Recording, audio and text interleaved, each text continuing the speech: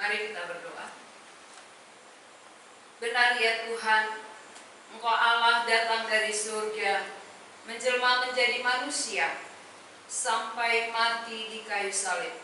Karena lewat kematian-Mu lah ada pengampunan, lewat kematian-Mu lah ada jalan keselamatan bagi kami. Karena itu kami bersyukur kepadamu, karena kami memiliki Allah yang hidup, Allah yang mengasihi kami, dan Allah yang menyatakan diri kepada kami. Kami berdoa untuk setiap jemaat yang hadir, dan juga untuk setiap saudara-saudara kami yang mengikuti dari rumah masing-masing.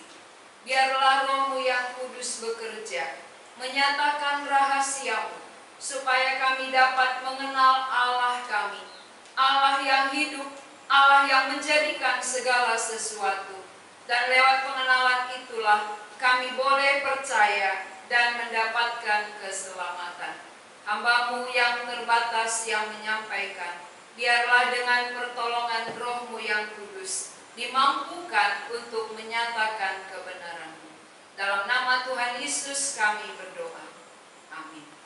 Jemaat dipersilakan duduk kembali. Mari kita membaca dari Injil Yohanes pasal pertama. Yohanes pasal 1 ayat 1 sampai 14. Kita akan baca dalam bentuk responsoria. Saya baca ayat ganjil, kita semua baca ayat genap. Injil Yohanes pasal pertama ayat 1 sampai 14. Kita akan baca dalam bentuk responsoria. Pada mulanya adalah firman. Firman itu bersama-sama dengan Allah, dan firman itu adalah Allah. Ia pada mulanya bersama-sama dengan Allah. Segala sesuatu dijadikan oleh Dia, dan tanpa Dia tidak ada sesuatu pun yang telah jadi dari segala yang telah dijadikan. Dalam Dia ada hidup, dan hidup itu adalah terang manusia. Terang itu bercahaya di dalam kegelapan, dan kegelapan itu tidak menguasainya. Datanglah seorang yang diutus Allah, namanya Yohanes. Ia datang sebagai saksi untuk memberi kesaksian tentang terang itu, supaya oleh Dia semua orang menjadi percaya. Ia bukan terang itu, tetapi Ia harus memberi kesaksian tentang terang itu. Terang yang sesungguhnya yang menerangi setiap orang sedang datang ke dalam dunia. Ia telah ada di dalam dunia, dan dunia dijadikan olehnya, tetapi dunia tidak mengenalnya. Ia datang kepada milik kepunyaannya, tetapi orang-orang kepunyaannya itu tidak menerimanya. Tetapi semua orang yang menerimanya diberinya kuasa supaya menjadi anak-anak Allah, yaitu mereka yang percaya dalam namanya. Orang-orang yang diperanakkan bukan dari darah atau dari daging, bukan pula secara jasmani oleh keinginan seorang laki-laki, melainkan dari Allah. Firman itu telah menjadi manusia dan diam di antara kita, dan kita telah melihat kemuliaannya, yaitu kemuliaan yang diberikan kepadanya sebagai anak tunggal Bapa, penuh kasih karunia dan kebenaran. Ya, sampai di situ pembacaan kita. Tema khotbah kita hari ini, di manakah Allah? Di manakah Allah? Banyak orang sering bertanya, di manakah Allah? Di manakah Tuhan? Ya, sering ini terjadi ketika banyak persoalan, banyak masalah, banyak kesulitan, terjadi bertubi-tubi, akhirnya muncul pertanyaan, di manakah Allah? Adakah Allah dalam situasi ini? Adakah Allah dalam keadaanku ini? Adakah Allah dalam kesusahanku ini? Ini menjadi pertanyaan bagi banyak orang. Nah, lalu kalau ada pertanyaan seperti ini, bagaimana kita menjawabnya? Atau saudara sendiri pun pernah bertanya, di manakah Allah? Ketika ada persoalan yang berat. Nah, kita perlu belajar untuk mengerti bahwa keberadaan Allah bukan di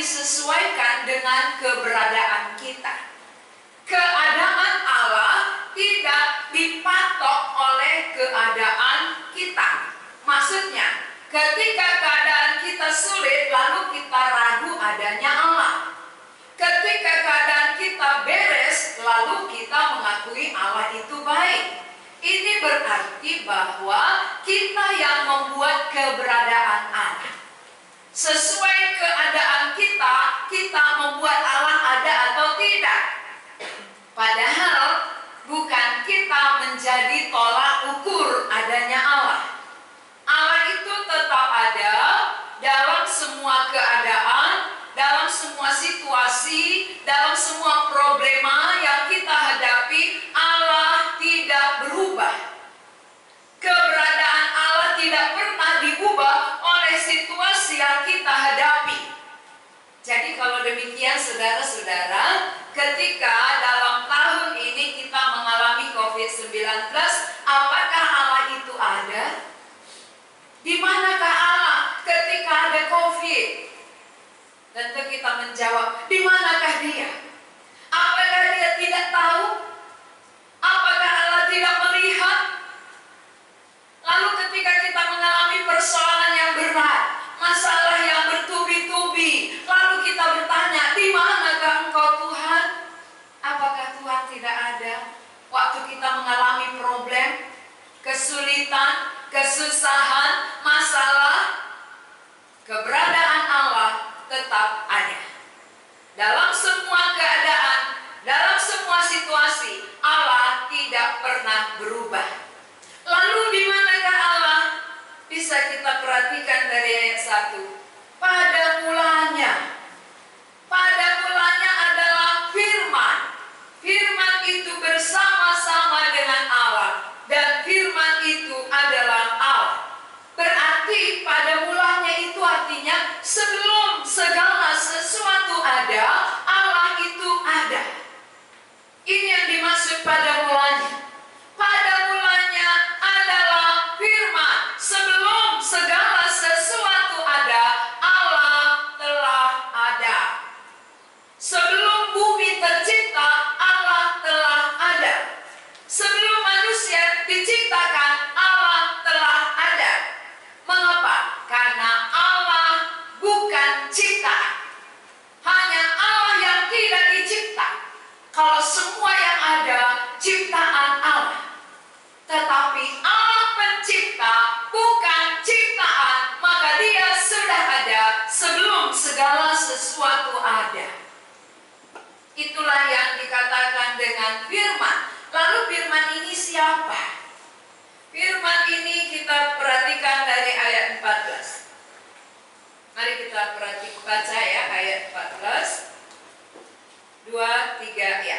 Firman itu telah menjadi manusia dan diam di antara kita, dan kita telah melihat kemuliaannya, yaitu kemuliaan yang diberikan kepadanya sebagai anak tunggal Bapa, penuh kasih karunia dan kebenaran. Berarti firman itu tadilah, itulah Allah yang menjelma menjadi manusia, yang mengambil rupa sebagai manusia, yang disebut namanya anak tunggal Bapa, penuh kasih karunia dan kebenaran. Anak tunggal Bapa itu sama dengan Bapa. Maka orang Yahudi kalau disebut anak tunggal Bapa, dia marah. Kenapa mereka marah? Karena anak tunggal Bapa atau anak Allah itu sama dengan Bapa, sama dengan Allah. Ketika Yesus mengakui bahwa Dia sama dengan Allah, orang Yahudi marah kepada Yesus karena mereka tidak mengenal.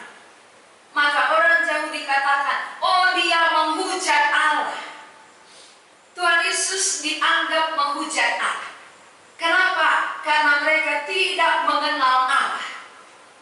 Mereka hanya tahu namanya Allah, tetapi siapa wujud Allah itu mereka tidak kenal.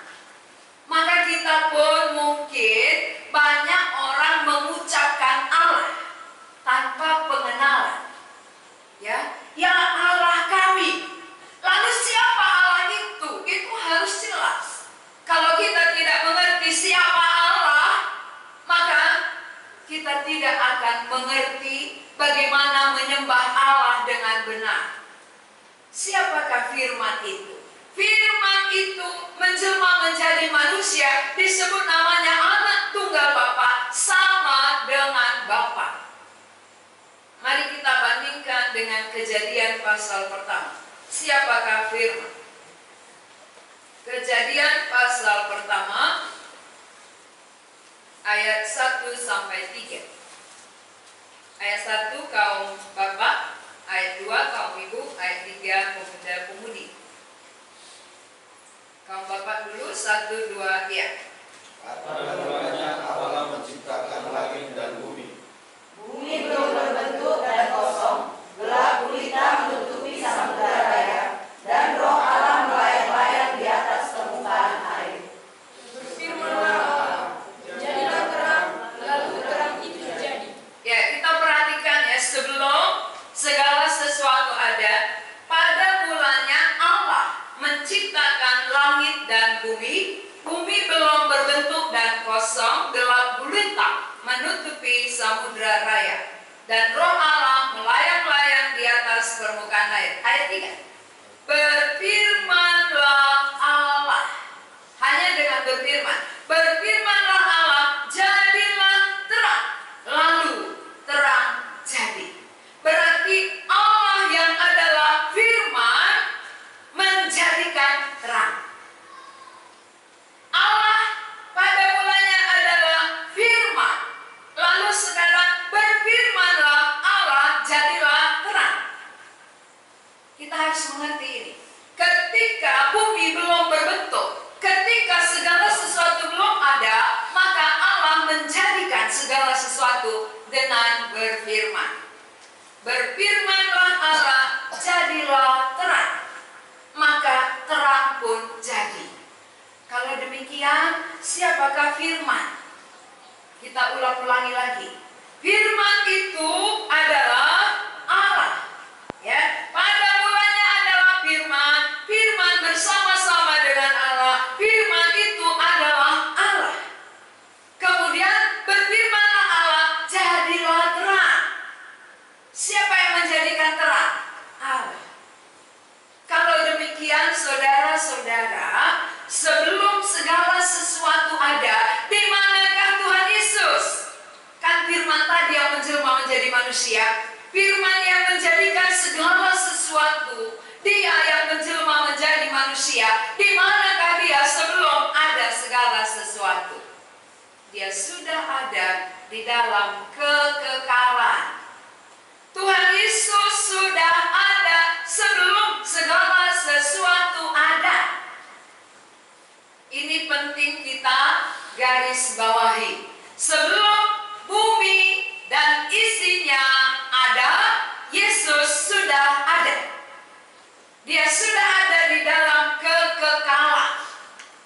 Maka ketika dia sudah menjadikan dunia, dia datang kepada dunia.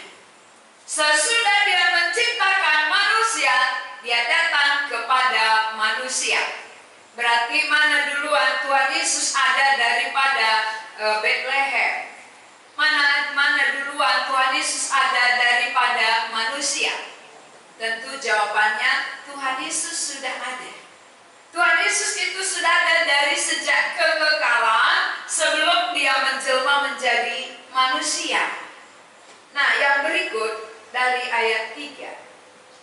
Segala sesuatu dijadikan oleh dia, dan tanpa dia tidak ada sesuatu pun yang telah jadi dari segala yang telah dijadikan. Nah, bukti bahwa Yesus adalah Allah, dia yang menjadikan. Allah pencipta, itulah Yesus Kristus. Dengan berfirman tadi ya, semua jadi. Berfirmanlah Allah, jadilah terang, maka terang pun jadi. Maka firman itu tadi adalah Yesus. Jadi Yesuslah yang menjadikan segala sesuatu. Segala sesuatu dijadikan oleh dia. Tanpa dia tidak ada sesuatu pun yang telah jadi dari segala sesuatu yang telah dijadikan. Jadi kita nggak bisa sombong. Siapa di antara manusia yang sombong, yang tidak percaya kepada manusia tidak mengenal penciptanya. Pencipta itu hanya satu, tidak ada dua. Pencipta segala sesuatu hanya satu, itulah Yesus. Maka Yesus tadi dikatakan, pada mulanya adalah firman. Berfirmanlah Allah, jadilah terang. Berarti terang itu jadi oleh karena Kristus. Manusia jadi oleh karena Kristus. Bumi dan isinya jadi oleh karena Kristus. Jadi siapapun saudara yang menolak Kristus berarti menolak pencipta saudara. Siapapun kita yang tidak mengenal Dia, yang tidak percaya kepada Dia, berarti kita tidak mengenal Allah. Maka sering kita tanya, di manakah Allah? Di manakah Engkau ya Tuhan? Karena tidak kenal. Padahal Allah itu sudah ada sebelum segala sesuatu ada. Allah itu adalah pencipta. Allah menjadikan segala sesuatu dengan berfirman. Ya, hanya dengan berfirman semua menjadi ada. Lalu kita melihat ayat yang keempat. Dalam Dia ada hidup dan hidup itu adalah terang manusia. Mengapa perlu manusia hidup? Karena manusia sejak jatuh ke dalam dosa sudah mati. Semua manusia sejak kejatuhan Adam ke dalam dosa, manusia sudah mati karena terpisah dengan sumber kehidupan. Contoh, kalau kita misalnya ngecas baterai HP lalu kita cabut, maka baterai kita akan mati, baterai HP kita. Ketika kita kembali colokkan baru dia nyala. Ketika cabut dia akan mati. Nah, sumber yang membuat manusia hidup adalah Allah. Ketika manusia terpisah dengan sumber kehidupan, itulah Allah, maka manusia mati. Jadi kalau kita sudah mati, kita sudah terpisah dengan Allah, bagaimana yang mati ini bisa hidup lagi? Harus di dalam Dia. Di dalam Yesus, itu ayat 4. Dalam Dia ada hidup, Dialah sumber hidup. Maka siapa yang ada di dalam Dia kembali menjadi hidup. Siapa yang terpisah dengan Dia tetap mati. Nah, nanti saudara bisa lihat ciri-ciri orang mati. Orang yang mati itu ciri-cirinya dari Efesus pasal 2 ayat 1 sampai 3. Itu ciri-cirinya. Mengikuti jalan dunia, kemudian taat pada penguasa kerajaan angkasa, mengikuti hawa nafsu daging, kehendak daging, pikiran yang jahat. Itu ciri orang mati. Jadi kalau saudara masih hidup di dalam itu cirinya mati rohani. Maka kita perlu di dalam Dia, karena hanya di dalam Dia kita kembali hidup. Di dalam Dia ada hidup, dan hidup itu adalah terang manusia. Kenapa manusia perlu terang? Karena semua manusia tidak mengenal Allah lagi. Manusia hidup dalam kegelapan.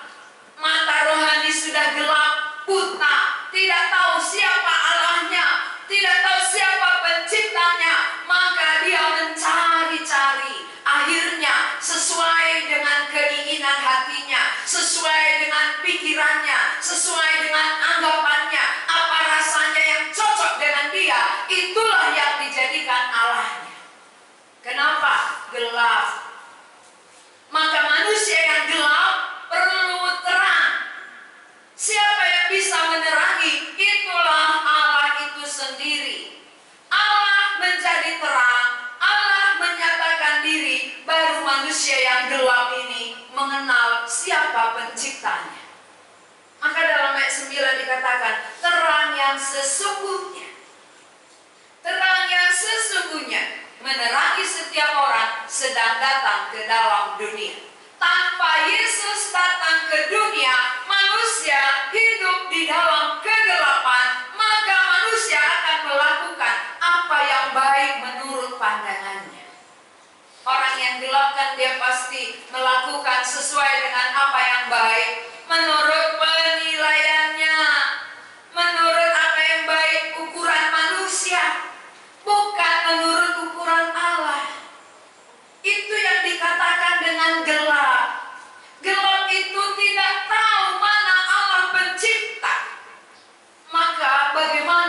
manusia yang gelap bisa mengenal Allah penciptanya, harus Allah itu yang datang.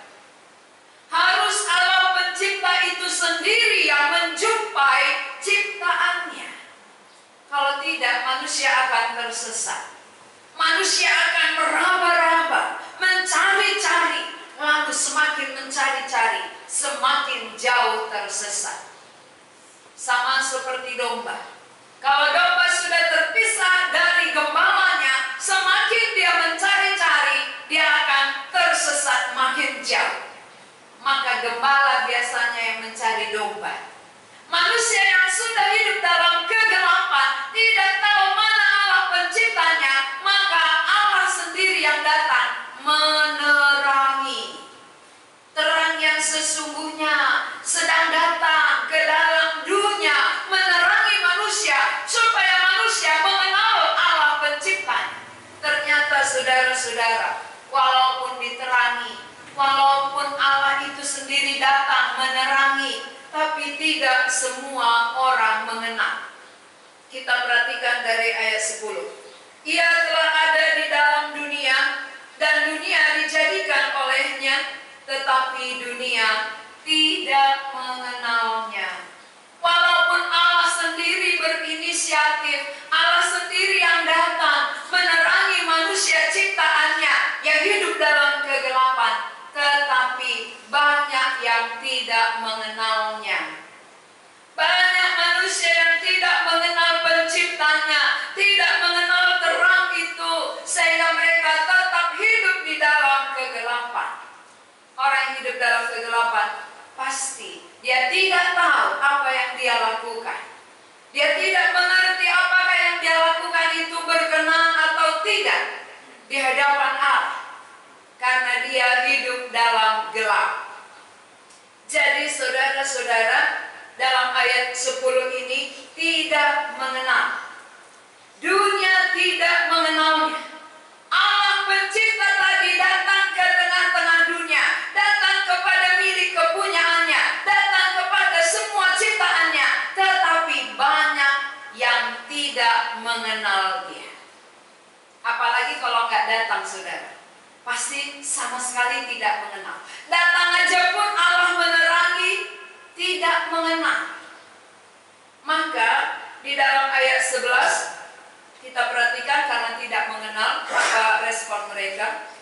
Ia datang kepada milik kepunyaannya, tetapi orang-orang kepunyaannya itu tidak menerimanya.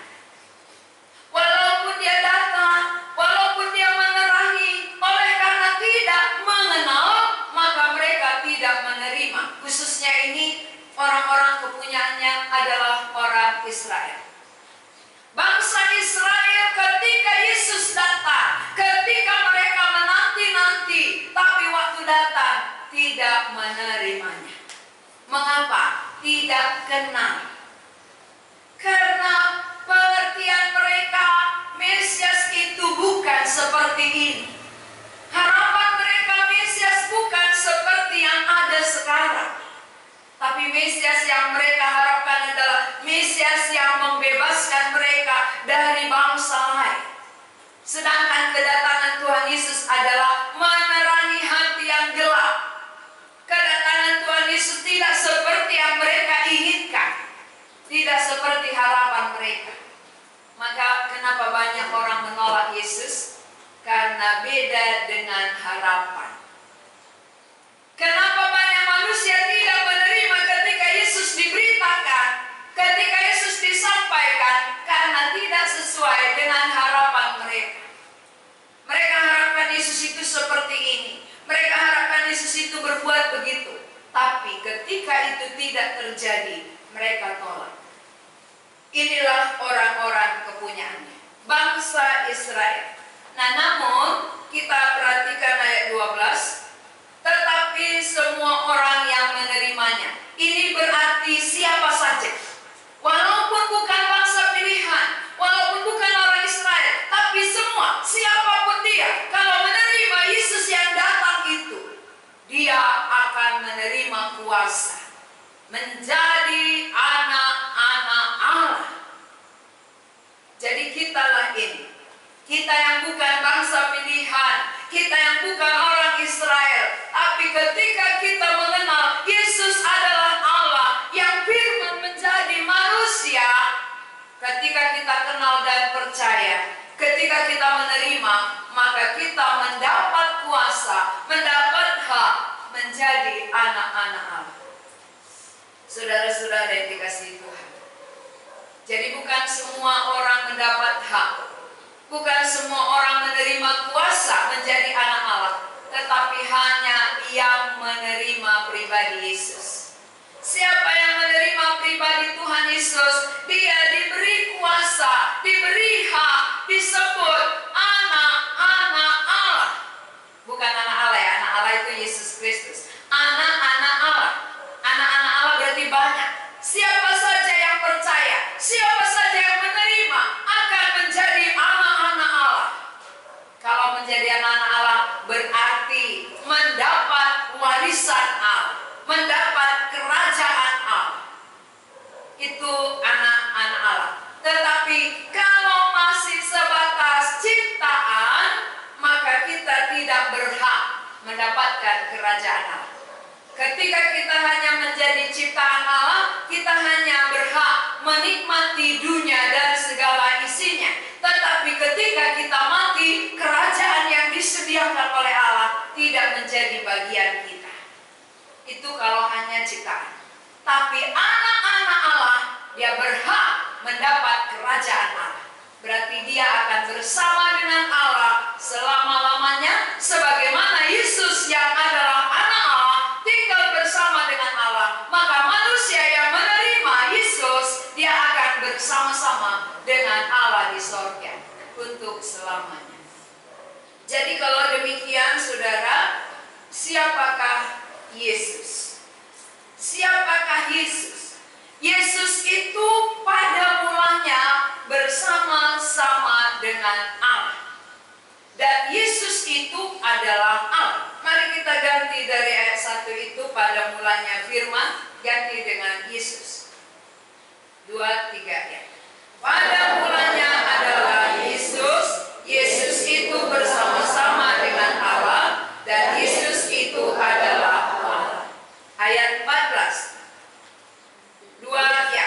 Yesus itu telah menjadi manusia dan diam di antara kita, dan kita telah melihat kemuliaannya, yaitu kemuliaan yang diberikan kepadanya sebagai anak tunggal Bapa, penuh kasih karunia dan kebenaran.